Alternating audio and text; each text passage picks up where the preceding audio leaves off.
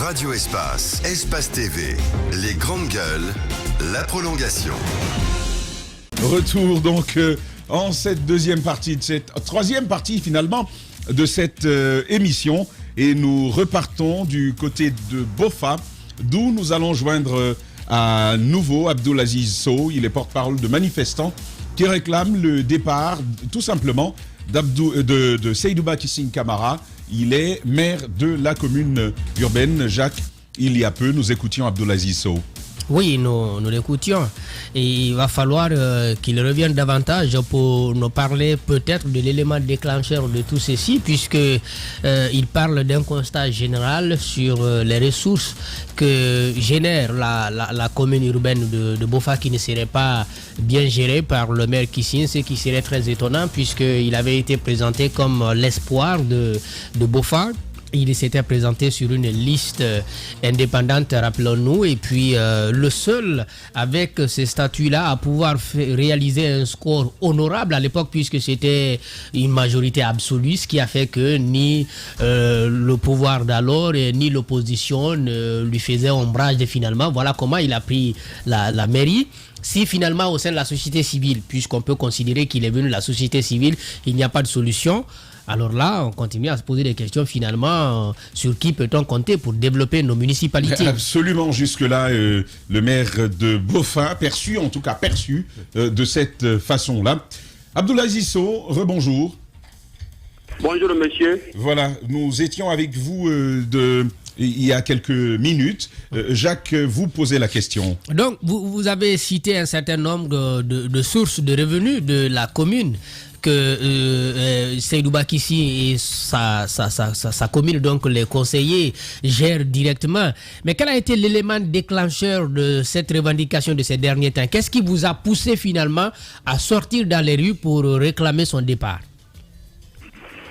C'est lorsqu'on a créé des communautés dans les différentes zones impactées de la commune et les autres communes de Bofa, telles que Tamita, Lisson, plus sur la commune urbaine. Ce sont ces zones impactées pour le moment. Parce qu'il y a d'autres zones qui sont identifiées. Ils ont fait des études de sondage là-dessus, mais ce n'est pas exportable pour le moment. Parce que les conventions ne sont pas, closes avec le gouvernement et ses entreprises ou les différentes sociétés. Maintenant, compte tenu de tout ça là, nous avons établi des listes. Ces listes-là, c'est le maire qui doit cacheter et signer. Quand nous avons été chez lui à Kissing, on a posé la liste là, c'est-à-dire le bureau de la communauté, pour qu'il puisse ratifier. Je leur ai dit, monsieur le maire, vous pouvez arranger ce problème plus vite que possible pour que cette signature soit faite. Il dit, ok, mais pour le moment, il faut un congrès entre vous, parce qu'il y a un monsieur du nom de Ousmane Fofana qui diligente un autre groupe. Mais c'est un groupe de 20 personnes. Alors nous, c'est toute la population de Bofa qui est derrière nous. Après, toutes ces concertations, il nous dit qu'il va nous convoquer pour que nous puissions parler au sein de la mairie pour pouvoir discuter ensemble, trouver la solution. On a été là-bas une fois, deux fois, il y a eu même des cris, et jusqu'à le stèle là dont vous venez de dire son nom, le monsieur a fait sortir le couteau pour aller blesser un de nos membres. Et il y a eu dispersement au niveau de la commune, on est rentré à la maison. Le lendemain, on a demandé son départ. Mais pourquoi il n'a pas voulu que cette signature soit faite, parce qu'il avait la même mise de la situation dans les différentes mines, il avait des entreprises privées. Le nom de Speak et avec quelques accompagnants de Monsieur Sow, moi je suis un peu perdu ce matin. Vous parlez de zones impactées. Il y aurait donc des groupes qui se seraient organisés autour de zones impactées. Qu'est-ce que vous attendiez du maire dans cette situation? Qu'est-ce que vous réclamez clairement par rapport à ces zones impactées? Qu'est-ce que vous attendez du maire sur ces zones-là?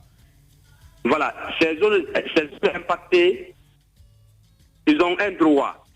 Ce droit-là est versé automatiquement à partir des sociétés minières là, dans les différentes mairies qui se trouvent sous le territoire des zones impactées. C'est-à-dire quand vous prenez Bofa, les zones impactées de Bofa, il y a Domia, il y a Almamia 1, il y a Almamia 2, il y a Koité, il y a Doba, il y a Foun. Ce sont ces zones impactées, plus le port de Bofa qui est impacté. qu'il réclame, c'est lui qui a construit, alors que c'est l'AFD qui a financé ce projet à hauteur de 18 milliards avec le marché moderne de Bofa.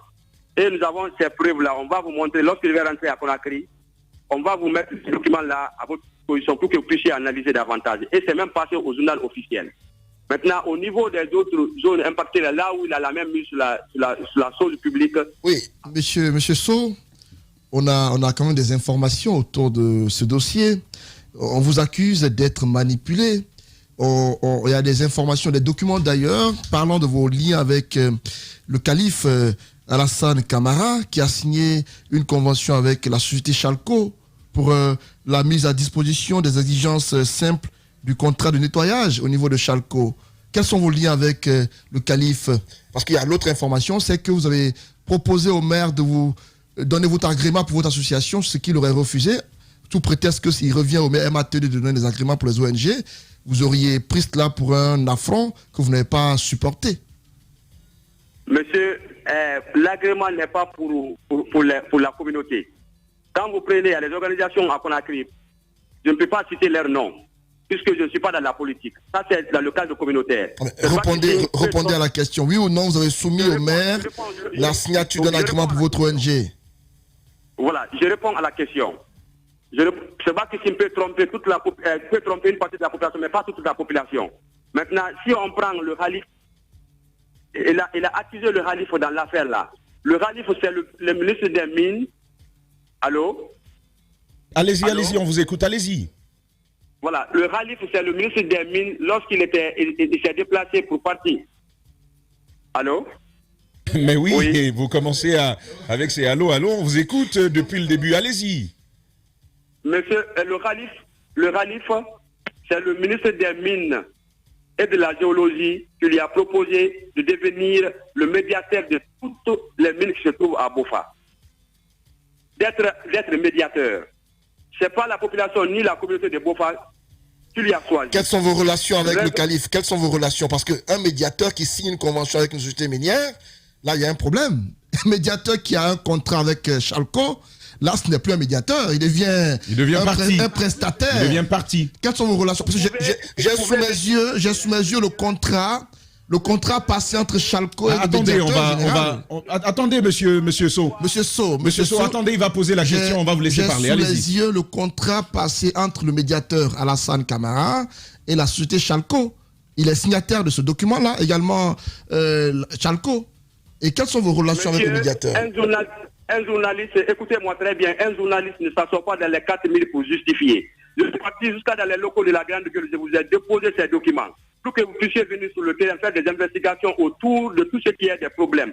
C'est vrai que si vous avez envoyé ces documents, nous avons les documents qui démontrent A plus B de façon logique que nous sommes sur Abdoulaziz. la base de la vérité. Abdoulaziz. Non, attendez. La question est toute simple. Abdoulaziz. Je crois qu'il est perdu. Attendez. Abdoulaziz, depuis le début, on vous a écouté. On vous a écouté. Et on n'a fait que poser des questions. De là à s'en prendre à un journaliste qui vous pose des questions. Non. Occupez-vous de faire votre travail, nous faisons notre métier. On vous pose des questions, c'est ça aussi être un journaliste. La question, maintenant, répondez à la question de Antoine. Sinon, la question elle est toute simple. C'est en français, j'ai parlé, c'est pas en anglais. Je repose ma question en français simple pour que vous y répondiez. Quelles sont vos relations avec le médiateur, le Khalif, désigné pour être médiateur, qui a passé une convention avec Chalco où il a bénéficié de contrats? Qu'est-ce que vous nous dites par rapport à ça? Il n'a pas bénéficié de contrat ni de convention avec Chalco. Il a été choisi étant simple médiateur. Si nous voulons produire une liste des travailleurs, il signe, il cassette. C'est le ministre même qui lui a ordonné de le faire. Moi, je ne connais que ce dossier jusqu'à ce niveau. Mais s'il y a d'autres problèmes que la partie adverse a proposé ou a mis sur le dos du Khalif, là, moi, je ne connais pas. Le Khalif est mieux placé pour pouvoir s'exprimer sur la dessus. Et vous pouvez envoyer une mission diligentée par un de vos responsables de la Grande Gueule pour faire des investigations autour du Khalifa. D'accord. Également, je parlais de cette proposition de signature d'agrément pour votre ONG. Vous le reconnaissez ou pas? Il y a eu cette proposition au maire. Monsieur, cette association de communauté n'a pas besoin d'un agrément. quand vous prenez FNDC n'a pas besoin d'un agrément parce que c'est une organisation non gouvernementale, mais qui n'est pas une ONG, qui défend l'intérêt de toute la population. Maintenant, pour BOFA, c'est pour toute la communauté de BOFA. Bon, vous parlez de toute la population de BOFA, on va revenir. Ça, c'est à vérifier. Moi, je pense qu'on va revenir sur le cas Seydouba Kissing. Seydouba Kissing, parce que pour l'agrément, effectivement, vous avez besoin d'un agrément, mon cher. Et même le FNDC le sait. C'était une situation un peu différente. Allez-y, mon cher Diba. Alors, justement, l'autre paire de manches, ce sont les fonds du FODEL. Vous en parlez, vous dites qu'il aurait mis même basse sur certains fonds. Et vous basez sur quoi pour nous dire quels sont les éléments dont vous disposez? Et c'est à combien? Nous avons envoyé des investigateurs sur le terrain du nom de Mamoudou Diallo de Nostalgie, avec ses compagnons, avec M. Morel, Gaston Morel, André. Ils ont fait des investigations. Nous avons été jusqu'à Fouron sur les mines. Et tout ce qu'il a dit sur la population de Bofa comme étant, nous sommes manipulés. Nous, on a fait des vérifications. Attendez, d'abord sur le FODEL. Vous avez quelles informations précises sur la partie du fonds FODEL qui est alloué à la mairie? C'est quoi le montant? Voilà. Le montant, parce que c'est payé par tranche. Mais c'est combien la tranche? Voilà. En première position, lorsque le fonds FODEL qui a été financé par Bel Air Mining, c'était 1,4 milliard et quelques millions. Maintenant, là, il y a eu tout récemment notre intervention. Mais quand vous dites quand c'est financé par... Le fonds FODEL vient de façon disparate. Moi, j'avais pu comprendre que c'est les 15%, donc on prend de toutes les sociétés où on envoie, on ne prend pas par société, on prend avec Chalco et puis on prend avec la SMB. Et je ne crois pas que c'est comme ça se passe ailleurs. Vous m'écoutez? Vous m'écoutez au commencement, les différentes sociétés sont venues sur le terrain consécutivement. Allô? Ah oui, allez-y, on vous écoute. Allez-y. C'est au fur et à mesure. Le FODEL, la société ne paye pas directement à la commune. Parlons des investigateurs. Non. Il y a une structure qui est mise en place. Il y a une structure qui est mise en place. C'est pas Chalco qui prend l'argent pour donner à une mairie. Donc il y a une structure qui est mise en place qui gère le FODEL. Je ne sais pas pourquoi vous en voulez au maire. Et puis j'ai demandé. Est-ce que vous avez une connaissance précise du montant qui a été alloué à la commune urbaine de Bofa? Pas ce que Chalco a donné pour le FODEL. Monsieur, oui. Monsieur, je ne fais pas l'amalgame. Il y a un fonds de FODEL qui est à part. Il y a un fonds propre alloué à la commune par des recettes. Ces recettes-là, je peux vous les citer. Il y a la contribution des patentes. On était sur le FODEL. La contribution des licences. On était sur le FODEL.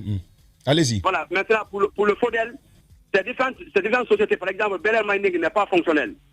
Le quota que Bel Air Mining doit déposer au gouvernement, ce montant n'est plus maintenant, perçu par le gouvernement en ce moment-là. Maintenant, si le montant, par exemple, devrait atteindre, pour la commune urbaine, devrait atteindre 2 milliards, on diminue les 2 milliards. Parce que les sociétés qui se trouvent en exercice pour le moment, c'est Chalco, avec la AGDBA. D'accord. Du coup, je vous pose la question, mon cher So, de ce 1,4 milliard que vous évoquiez. Premièrement, ça s'est allé sur combien de temps, sur quelle période, et qu'est-ce qui en a été fait? Est-ce que vous avez rencontré la mairie pour demander ce qui s'est passé, de ce qu'on a fait de ce montant? Parce que les fonds du FODEL sont répartis à une clé de répartition dont le maire ne décide pas. Il y a plusieurs, le FODEL lui-même prend une partie, effectivement. La préfecture prend une partie sur le FODEL. La mairie prend une partie sur le... Il y a beaucoup d'entités, mais c'est réglementé bien avant. Est-ce que vous êtes rapproché de la mairie pour savoir ce qui s'est passé? Moi, j'ai suivi une formation au niveau de l'EGEPA de Guinée. Je suis très bien informé sur les fonds financiers au niveau des différentes communes.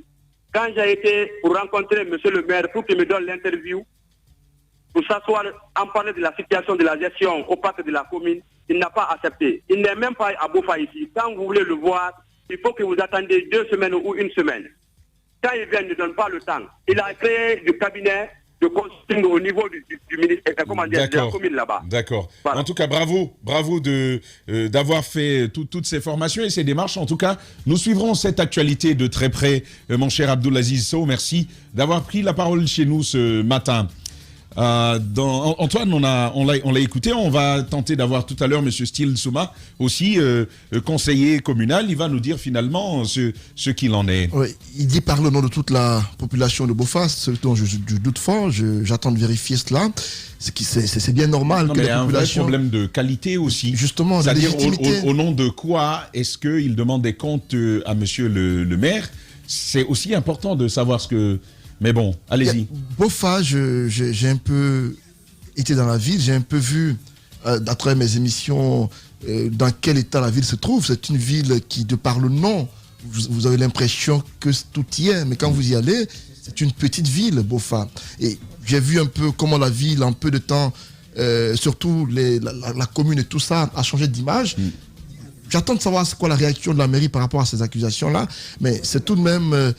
important de les entendre, mais il serait important que la jeunesse de Bofa mette en œuvre des projets concrets, des revendications concrètes afin de se faire entendre. Ne pas aller sur la base d'éléments parfois subjectifs et réclamer des choses qui parfois ne sont pas possibles. Un maire est élu, il n'est pas nommé. C'est important de le rappeler. Oui, pas nommé, mais c'est aussi pourquoi il est redevable de sa population. Les réclamations peuvent être bien légitimes si elles sont bien conduites. Et d'ailleurs, pour toutes tes préoccupations, mon cher Antoine, le conseiller Steel Souma est en ligne. Il est conseiller communal chargé de la communication et des communautés. Les communautés se soulèvent. Monsieur Souma, bonjour. Les grandes gueules. Bonjour M. Tamba, bonjour à toute l'équipe des Grandes Gueules. Merci en tout cas de vouloir répondre à nos questions ce matin. Diba va être le premier à vous poser la question. Alors, M. Souma, vous avez écouté Sow, d'abord sur les taxes superficielles que vous percevez des sociétés minières. Ils disent que vous avez mangé la grenouille. Et dites-nous concrètement, est-ce que ces fonds-là qui ont été alloués à la mairie pour des plans de développement locaux, est-ce que ces fonds sont utilisés aujourd'hui et arrivent à destination? Merci, monsieur, de nous avoir donné l'opportunité. Et par respect de votre radio et de nos citoyens, parce qu'on ne répond pas souvent, et tout simplement parce que nous sommes avec les jeunes désemparés qui ne savent pas réellement de quoi il s'agit. Et par rapport à ce fonds de Fodel, messieurs et dames, et vos auditeurs, nous allons éclaircir et détailler. Le fonds Fodel est un fonds de développement local qui est perçu sur les 0,5% des bénéfices réalisés par les sociétés minières. À date, ce n'est que la société Bel Air qui a déposé 5 milliards et quelques poussières. Et ces 5 milliards et quelques poussières, comme M. Tamba le dit, et le disait tout à l'heure, je suis très, très, très réjoui du fait que les journalistes que vous êtes, vous maîtrisez mieux que ceux-là qui ce fonds de Fodel obéit à une clé de répartition. C'est-à-dire en tenant compte de la zone la plus impactée à la zone la moins impactée jusque chez les voisins. Et dans la gestion de ce fonds, il y a des structures au sommet jusqu'à la base. Il y a le comité conjoint composé du ministère de l'administration du territoire et de la décentralisation et aussi du ministère du Mines et un consultant international. Au-dessus de ce comité, il y a le CAGF, le comité d'appui à la gestion du FODEM. Ensuite, il y a le comité de suivi, le CAGF au niveau préfectoral et le comité de suivi au niveau communal. Et un des vice-maires est membre de cette structure-là. Nous avons reçu 167 millions de la cotisation des démons. Et ces 167 millions ont été répartis comme suit. 20% pour les groupements jeunes, 20% pour les groupements femmes et le reste dans le fonctionnement de la commune, dans les investissements et dans le fonctionnement des structures elles-mêmes, c'est-à-dire les structures alors, chacun perçoit un petit pourcentage. Alors, dans la gestion de ces 167 millions, nous avons octroyé à un groupement de jeunes qui sont les taxis moto à 33 millions.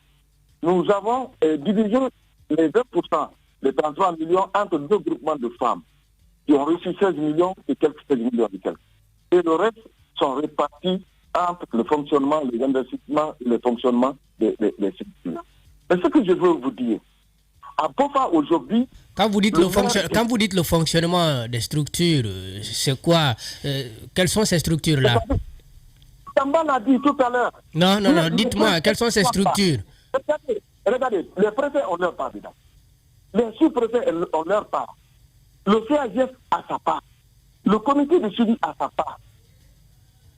Alors, ce que vous nous dites, le montant arrive, il n'y a que 40% qui va dans le développement.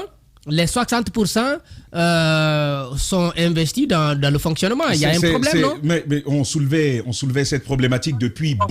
Si vous permettez, monsieur Souma, on soulevait cette problématique depuis Bokeh dernièrement. Et c'est un fonds de développement local, mais oui, le préfet, il prend des parts, même le fonctionnement lui-même, il prend tout ça. Mais bon, ça ne relève pas finalement, c'est plus que les collectivités. Et c'est ça un problème. Je pense que le ministère des Mines doit pouvoir siéger là-dessus. Allez-y pour vos questions. Alors, les 60%, ça, ce n'est pas pour le développement. Vous dites c'est pour le fonctionnement des structures. Il n'y a que 40% qui partent finalement dans le développement de la commune. Est-ce que vous comprenez finalement la colère de ces jeunes qui disent mais l'argent est arrivé, nous ne comprenons rien? Non, je vais vous expliquer en détail, monsieur. J'ai dit, dans l'argent là, il y a 20% qui sont alloués au projet jeunes. Il y a 20% qui sont alloués aux entreprises et aux groupements de femmes. Il y a 30% pour les projets économiques de collectivité, c'est-à-dire nous. 21% pour les projets sociaux des collectivités, c'est-à-dire les latrines, les forages, où on ne peut pas percevoir la contrepartie. 2,50% pour les projets de renforcement des capacités, c'est-à-dire la formation des conseillers et autres. 3,50% comme appui au fonctionnement de la commune et le comité de suivi des projets de FODEL. 0,50% pour la communication, la vulgarisation et la sensibilisation. 2,50% pour les fonds d'audit et de supervision. C'est ça en détail la division ou la répartition du fonds FODEL. En ce qui concerne le cas de Bofa, nous avons sélectionné 3 projets, c'est-à-dire 2 projets femmes et un projet jeune. Et à date, toutes les structures-là, aujourd'hui, ont signé les contrats. C'était le tour de Tuifili. Le Tuifili a décaissé son fonds. Au moment pour nous de décaisser pour nous, il y a eu l'avènement du 5 septembre. Les comptes sont gelés. Vous pouvez appeler le directeur de la banque régionale, la banque centrale régionale de Bokeh, pour vous confirmer est-ce que le fonds est encore là-bas ou n'est pas là-bas. Le fonds est encore là-bas. 67 millions sont encore présents là-bas. Monsieur Souma, votre propos m'inspire quelque chose, particulièrement. Vous êtes le conseiller communal chargé de la communication et des communautés. Si il y a ce soulèvement, c'est parce que les gens ne sont pas informés. Les gens n'ont pas connaissance de ce que vous nous dites ce matin. Il lui était plus simple de le leur présenter plus tôt que de le faire ce matin ici. Vous ne trouvez pas que c'est une dépense d'énergie inutile ce matin? Merci, M. Tamba. Je savais que vous alliez poser cette question en tant que communicant. Je vous dis quelque chose. On ne réveille que celui qui dort. On ne peut pas réveiller celui qui fait semblant de dormir. Ce problème-là, je voudrais revenir sur la naissance même du problème. Parce que là, les manifestants que vous écoutez sont des manifestants qui ont chaque jour un autre problème, une autre revendication. Hier, c'était la signature de leurs documents qui n'était pas conforme à la hiérarchie des normes juridiques. Avant-hier, hier, c'était le départ du maire. Aujourd'hui, on nous reproche de la mauvaise gestion du fonds FODEL. C'est pour vous dire que ces jeunes sont purs et simplement manipulés. Ils sont purs et simplement manipulés. Il y a des mains noires. Il a parlé ici des ressources propres de la commune urbaine. Les ressources propres de la commune urbaine sont des ressources... Des mains noires. Mais M. Souma, vous savez, c'est la grande formule... Vous savez, c'est la grande formule en Guinée, hein, les mains noires. Les jeunes, ils ont de l'opinion. Ils peuvent apprécier les choses par eux-mêmes. Vous devez tout de même le reconnaître, M. Souma. Comment on peut les reconnaître, M. Tamba? Comment est-ce qu'on peut les reconnaître pendant que les jeunes étaient tous ensemble sous une ONG qui a l'agrément préfectoral? Ils écrivent au maire de revoquer à celui qui est en tête de leur ONG. On leur explique que cela n'est pas des attributions du maire. Parce que tout simplement, c'est le préfet qui donne des agréments, pas le maire. Ils viennent forcer la main du maire pour qu'ils signent leurs documents. Ces jeunes qui parlent comme ça, ce sont des jeunes avec lesquels nous avons commencé toute la procédure. Je vais vous expliquer. On a commencé, sauf le nommé Ablaziz qui vient d'être parachuté pour être porte-parole parce que ceux qui sont là-bas ne peuvent pas parler. On a fait ensemble toutes les démarches. On est venu signer un protocole d'accord au ministère de l'Administration, devant le ministre de l'Administration et celui de Mines, avec tous ces jeunes qui parlent, qui nous reprochent comme ça. On a signé un protocole d'accord sur 12 points de revendication où on a pris 10 points en compte. Qui l'a fait? C'est le maire qui a fait, celui qui a fait les démarches pour qu'on vienne à Conakry signer ce protocole. Au retour, on croyait à la mise en œuvre de l'exécution de ce protocole-là. Mais ils demandent le remplacement à la tête de leur ONG. On quitte là-bas, on résout cela par le canal du préfet, ils demandent le départ du maire. Allez-y à Tamita, il y a combien de communautés là-bas? Il n'y en a plus de 4. Allez-y à Tinsini, nous leur avons fait savoir que la libre adhésion et la libre création des associations est consacrée par nos lois. Si vous ne vous entendez pas, vous pouvez aller aussi encore sur le préfet, il va vous donner notre avis. D'accord. Cette dernière question, monsieur Souma. Allez-y, Antoine. Oui, monsieur Souma, parlant de manipulation ou de main noire, est-ce qu'on peut entendre par là le Khalif Alassane Camara, qui a été nommé comme médiateur général? Est-ce que vous pensez qu'il joue un rôle dans cette histoire? Très grand rôle qui va en désavantage du fonctionnement des communes. Il faut se dire la vérité. Nous avons un document qu'ils appellent PV de consentement, procès verbal de consentement, où le Khalif a signé avec les responsables de Calco que c'est à lui de remettre tous les contrats communautaires. Et qu'à son tour, il va remettre aux entreprises qu'il veut. C'est signé, le document en circule.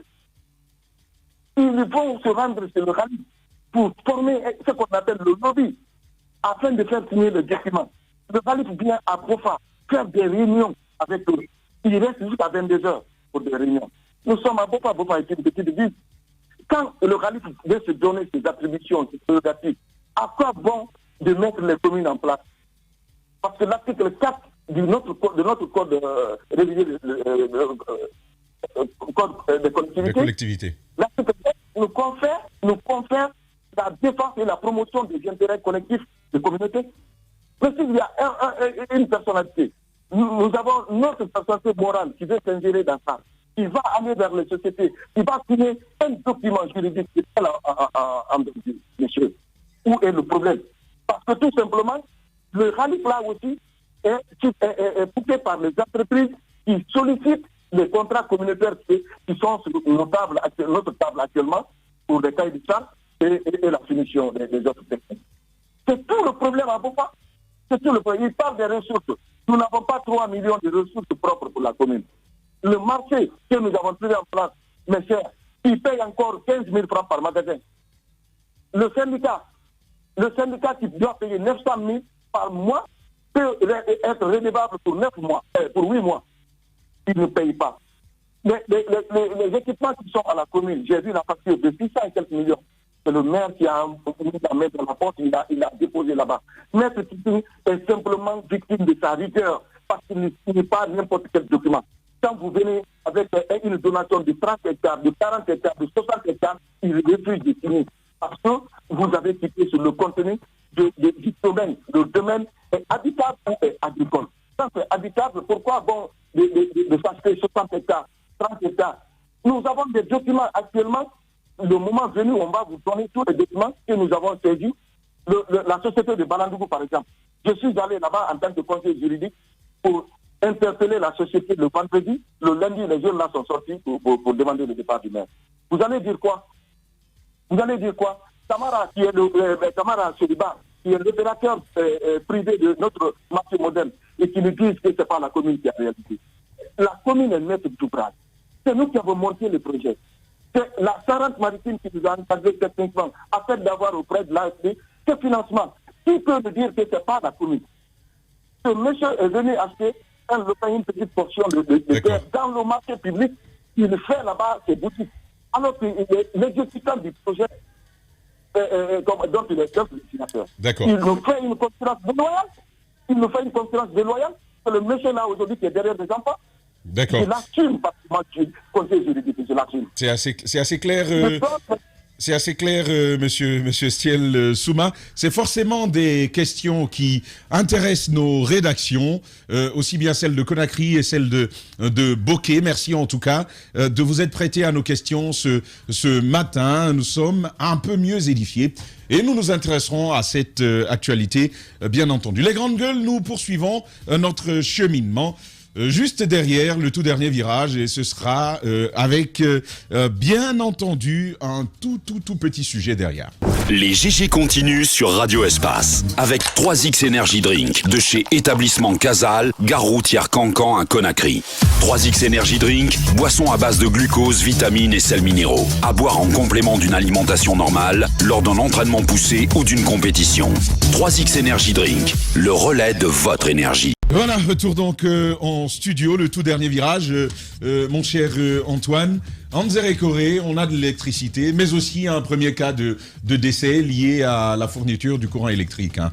Oui, j'entends déjà des gens dire que la forêt n'étant pas habituée au courant électrique, et voilà, pour une bonne nouvelle au départ qui se transforme en un drame.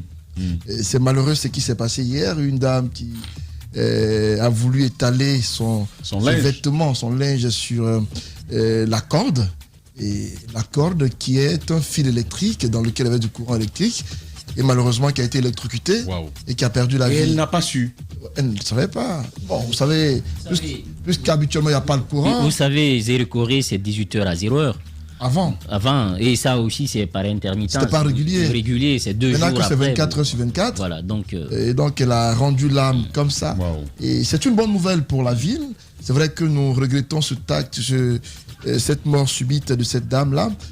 Dans l'ensemble, c'est une bonne nouvelle pour la ville de Anzere-Corée, puisque demain on va revenir largement là-dessus. Mais ce qu'il faut signaler avec... Si tout va bien, finalement, on n'ose plus les nommer, mais normalement, on doit avoir le ministre Abessila demain pour aborder cela de plus... Parce que ce qu'il faut dire, c'est une bonne nouvelle pour la ville de Anzere-Corée, c'est une opportunité à saisir, ça va beaucoup diminuer l'exode rural auquel on assiste très souvent. On s'est dit que forcément les jeunes ou les populations de ce côté vont désormais initier des projets concrets en vue du développement de la ville, puisque enfin les villes ont longtemps réclamé cela, aujourd'hui c'est une réalité. On s'est dit que forcément cela va être une opportunité pour tout le monde.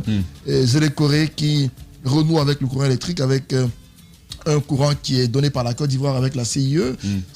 C'est pas donné.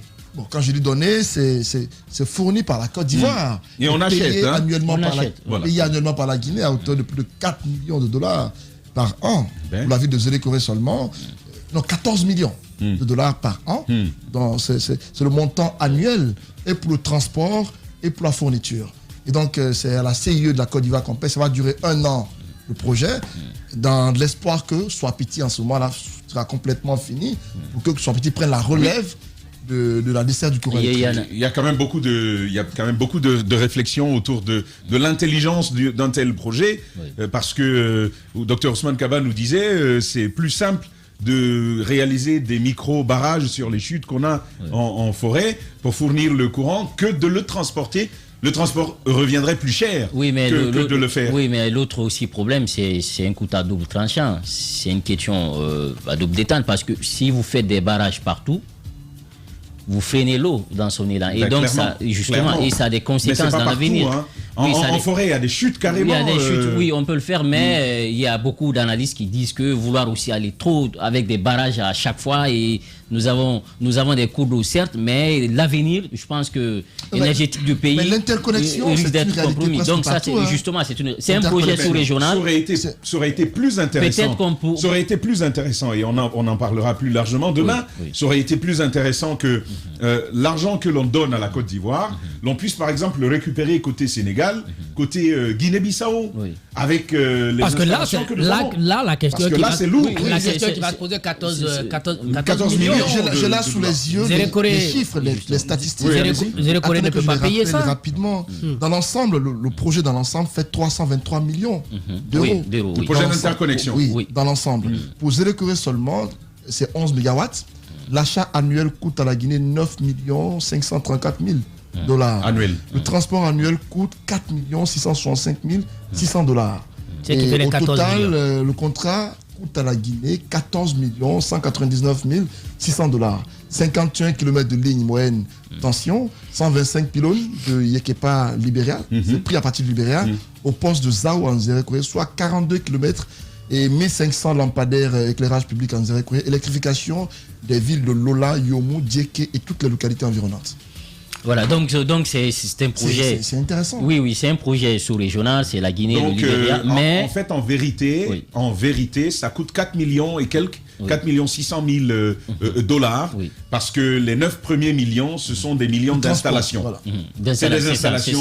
Effectivement. Bon, et ça, ce sera périn. Et d'ailleurs, sur une année, parce que sur l'année, voilà, d'autres disent que ça pourrait s'étendre aussi sur 3 ans. C'est bien possible. Et justement, donc c'est de voir est-ce que. Il ne faut pas donner 24 sur 24, et quand ça arrive. Voilà. Maintenant, il faudrait que que l'État, parce qu'on sait qu'on l'a toujours eu, c'est un mauvais payeur.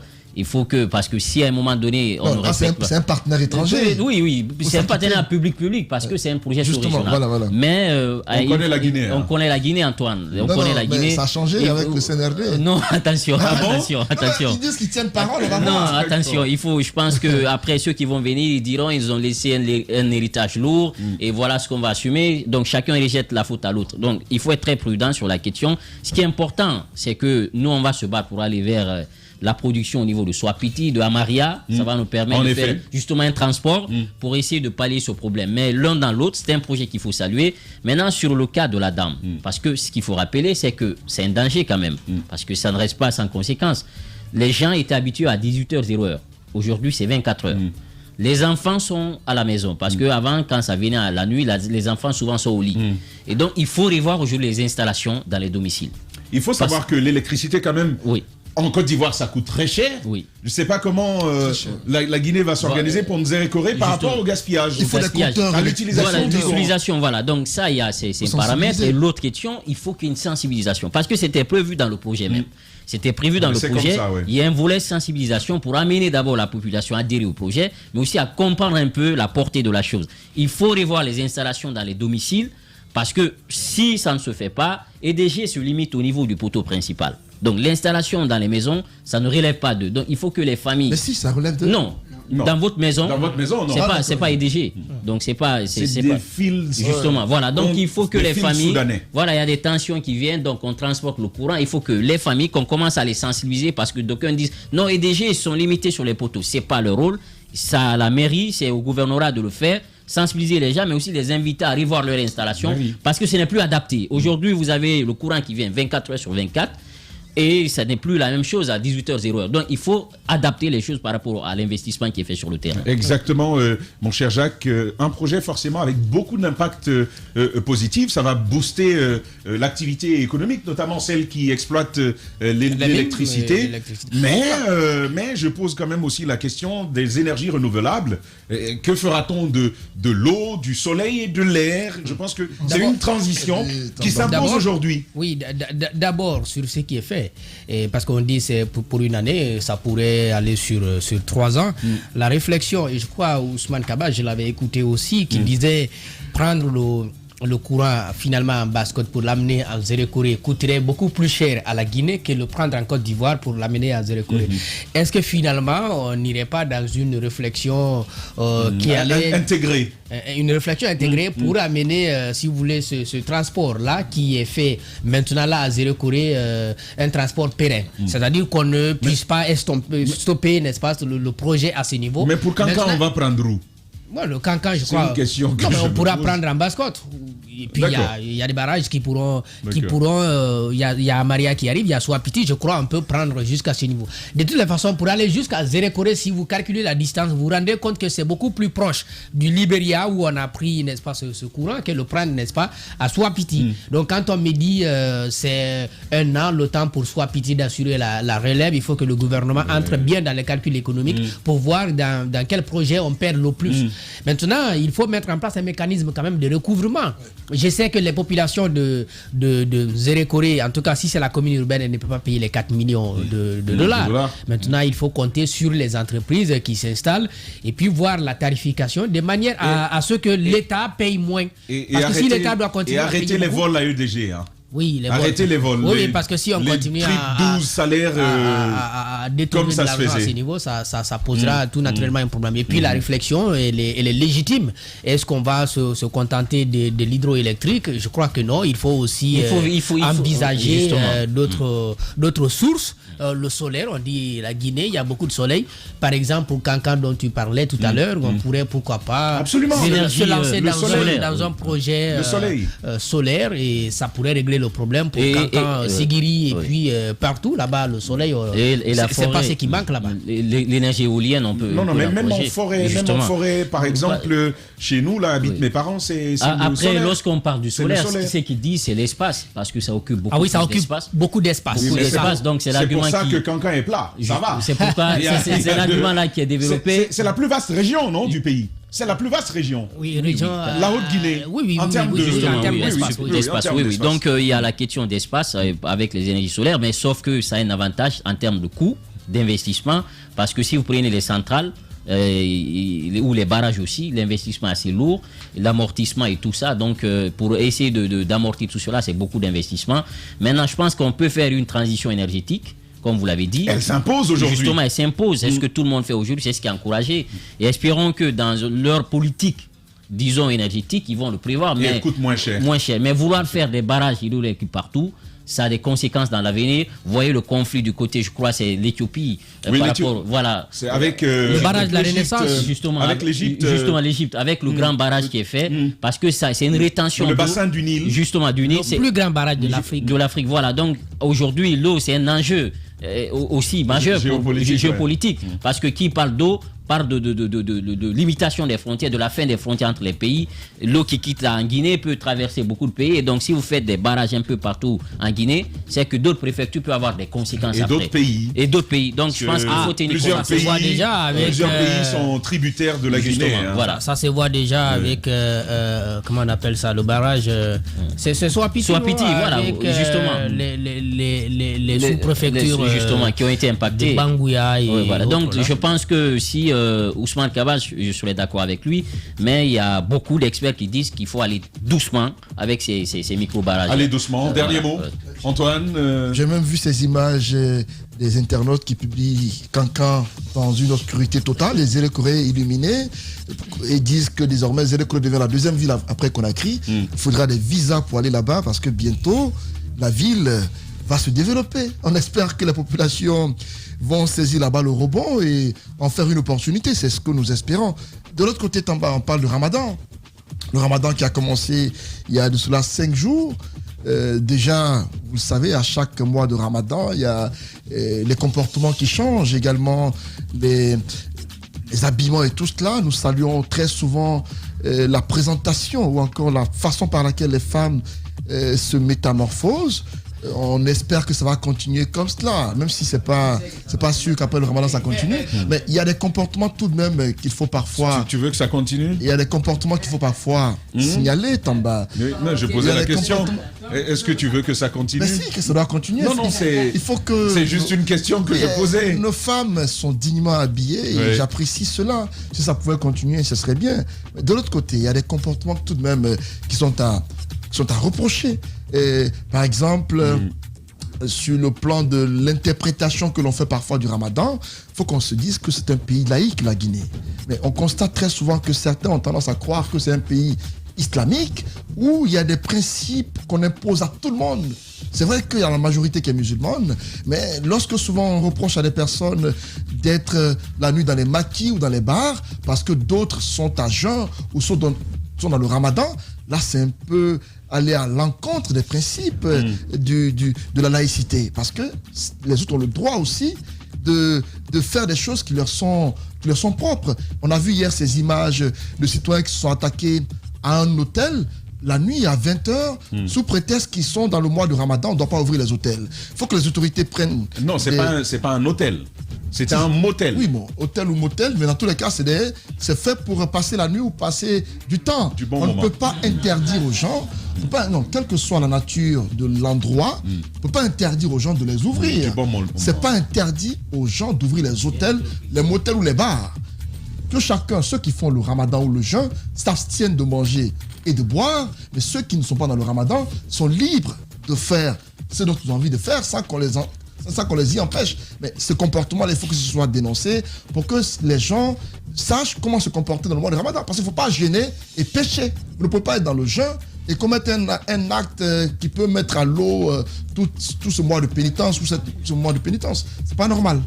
Mettons de l'intelligence à tout, surtout à la religion. On vous dit merci d'avoir été des nôtres depuis ce matin. Demain, d'autres sujets feront le menu informationnel de la session des grandes gueules et ce sera avec toute l'équipe. Merci à Mohamed Diaby côté radio, il a permis que vous nous entendiez. Et puis à la télévision, il y avait toute l'équipe, toute la crew comme on dit. Il y avait Vladimir Poutine, le colosse d'Info Média, Mafata Sano, j'imagine, l'homme de nuit, Papoutou, qui s'est marié, qui vient de décrocher son diplôme de maîtrise du diplôme des arts, de l'Institut des Arts de Guinée. Nous sommes tout fiers pour toi, Papoutou. Merci encore et on se dit demain 9h avec d'autres sujets d'actualité et ce sera toujours avec le même entrain.